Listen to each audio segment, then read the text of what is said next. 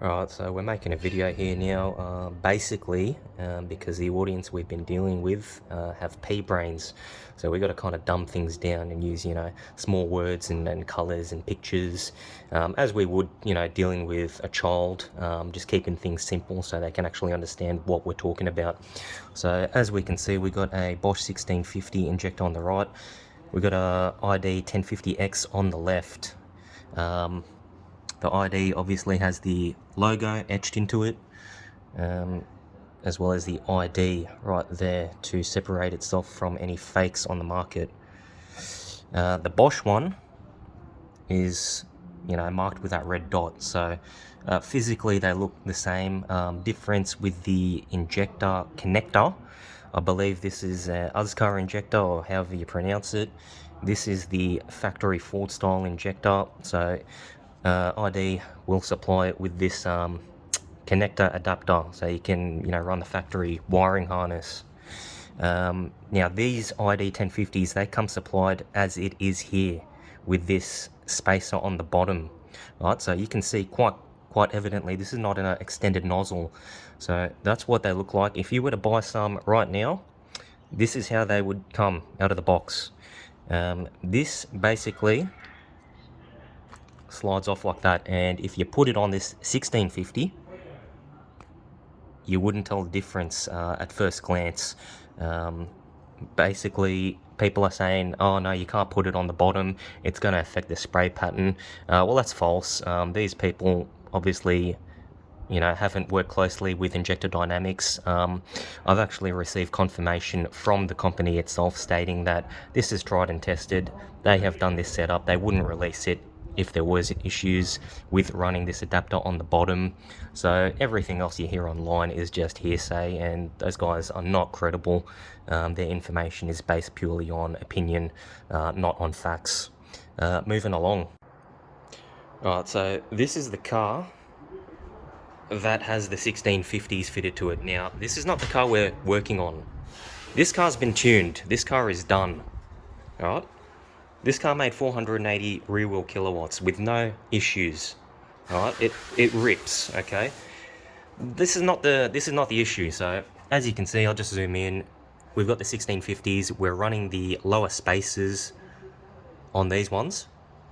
Alright, so that's people have missed the point. They think, the issue is with this car. Okay, no. We've got another car. We've got a F6 that we're working on next, alright? Completely stock. What are we doing to it? We're upgrading the exhaust system, and we're putting some bigger injectors on. What injectors are we putting on? Well, we're putting these ID 1050s on. Now, the problem is, where are the adapters for the 1050s? Well, they're on this car now. So the ones that we want to put on the F6, we can't, because we've taken the adapters off these and put them here. That's where the problem is. We do not have any lower adapters to go on the bottom. And as we've already explained, that is how they come when you buy these ID 1050s. Alright, so moving along. Now we've got a 1650. Now we're using the adapter that was supplied, which actually goes on the top. So this is a different style of adapter. What it does, as you can see, is pushes the connector down. So, the geniuses on the interwebs in all their wisdom said, oh, it's okay, just turn it to the side, it'll be fine. Yeah, okay, that's fine if you're a monkey, but we don't do things half-assed, okay? Like, without modifying this connector, physically, you cannot plug that in without putting excess strain on this. So you either modify this by, splicing it and extending it, which, I don't want to do, or you buy an extension, but, that's a Band-Aid. It's, yeah, like, I mean, if you want to do that, do it. But, yeah, like I said, we don't take shortcuts. We do things properly when it can be done properly. Further to that end, it's not something that we need to do because we've already tested the lower adapters from the 1050s on these 1650s, and they have actually worked fine with no issues on the dyno. Fueling was perfectly fine. Duty cycle was, it was a good. Tuner made absolute no mention that there was any issues with the fuel system, you know, playing up. And as I said, the car drives beautifully and made the power that it should have made. With more in it, in fact, the only things that were holding this car back from going over 500 was the valve springs, because off the top of my head, they're only 90 pounds. So that was the limiting factor. So this is just a basic test. Wired up the ID 1050.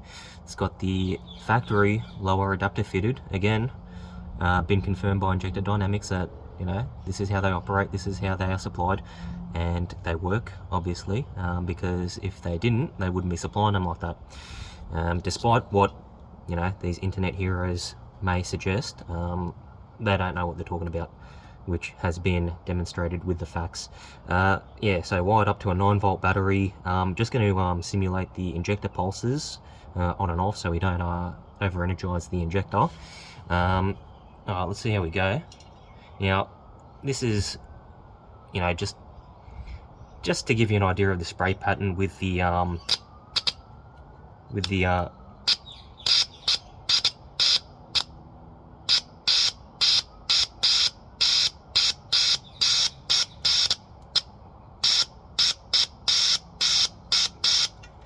so yeah, just, you know, not an absolute test. You know, I don't work with injectors. I'm just basing this on the fact that, you know, Injector Dynamics is a well-established, reputable company.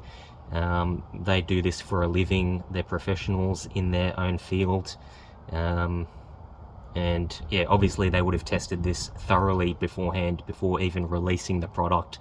So, you know, if you want to argue with that, you're a dummy. There's no helping you. But yeah, keep believing all the myths that you want. Keep living in your own little bubble. You know, at the end of the day, as the saying goes, ignorance is bliss. We just got back from the storage unit where I'm keeping my FG Turbo. Paying $520 a month because I only got a place for one car. Not thinking I was going to get another, but just so happened I saw this one. Picked it up about 3 months ago for 45k.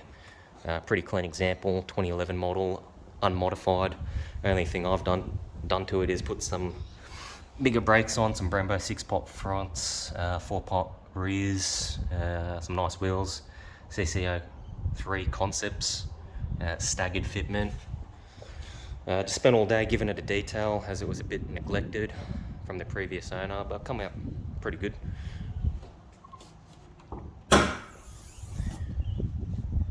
As I was saying, unmodified, pretty clean, just changed all the fluids, power steering, coolant, brakes, diff oil, but you know, I don't know what I'm doing. I'm just, you know, pouring random stuff into random reservoirs, hoping that it's going to be the right stuff. So, you know, fingers crossed it works. Oh yeah. So as I was saying, the other car, that's not the car we're working on. That's irrelevant.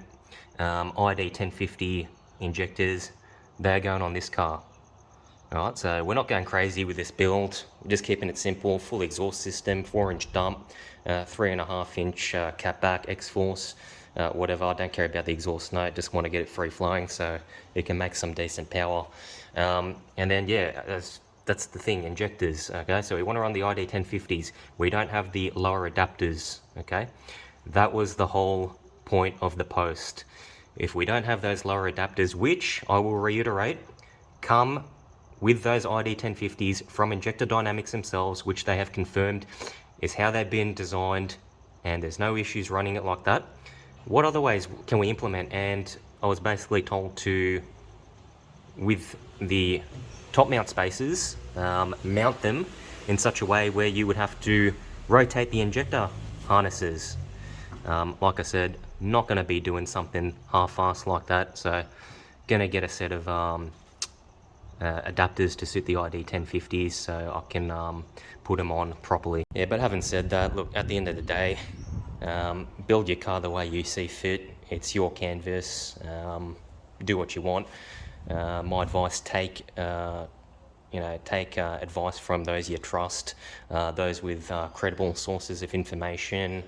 Don't just believe everything you read on the internet, because a lot of people just pull crap out of their butthole. And that's what annoys me. It's 2021 and you can't even swear. Like, you can't use any colourful language. If I swear now, I'll get demonetised. Facebook's just turned into a complete joke. You say type one swear word and you get reported. I hate to see what society's going to be like in another 10 years. Everyone's going to be covered in bubble wrap and we'll have to close our ears, when someone swears. Yeah, it's well, you know what, it is what it is.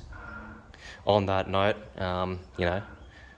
social media has proven that there are a lot of aspiring wannabe entrepreneurs on the platform.